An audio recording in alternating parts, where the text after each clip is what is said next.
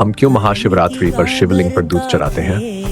क्योंकि यह रात है शिवजी की शक्ति, प्रेम और सृष्टि के संतुलन की। महाशिवरात्रि सिर्फ शिवजी की शादी की रात नहीं, यह रात है उस समय की जब ब्रह्मांड डर और अंधेरे के बीच झूल रहा था और प्रेम की नाजुक मिठास भी हर ओर फैली हुई थी। जब आग, जहर और प्रेम तीनों का संगम हुआ। कई युग पहले देवता अपने घमंड में इतने खो गए कि उन्होंने सृष्टि का संतुलन ही खतरे में डाल दिया। तभी आकाश में अचानक प्रकट हुआ एक विशाल अग्नि स्तंभ, जिसका ना सिरा था ना अंत। आवाज गूंजती थी, जो मेरा अंत ढूंढेगा वही महान होगा। विष्णु जी वराह बनकर, ब्रह्मा जी हंस बनकर स्तंभ का अंत खोजने उतरे। वर्षों की खोज के बाद विष्णु हार मान गए। ब्रह्मा झूठ बोले, मुझे अंत मिल गया। तभी आग से प्रकट हुए काल भैरव और ब्रह्मा का अहंकार टूट गया। इस आग के रूप में प्रकट हुए शिवजी।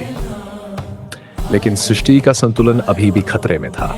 समुद्र मंथन से निकला ऐसा जहर जिसने पूरे संसार को जला देने की शक्ति रखी।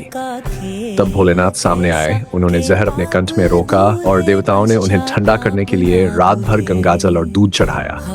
यही वजह है कि हम महाशिवरात्रि पर जागरण करते हैं।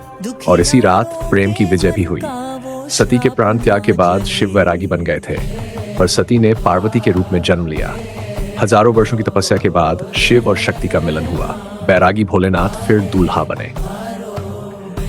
इस महाशिवरात्रि जब आप शिवलिंग पर जल चढ़ाएं, याद रखिए, आप उस अग्नि को शांत कर रहे हैं, उस जहर की पीड़ा कम कर रहे हैं और प्रेम की विजय में शामिल हो रहे हैं। आओ, इस रात शिव और शक्ति के मिलन की कहानी को मन में महसूस करें। महाशिवरात्रि, रहस्य, वीरता और प्रेम की रात।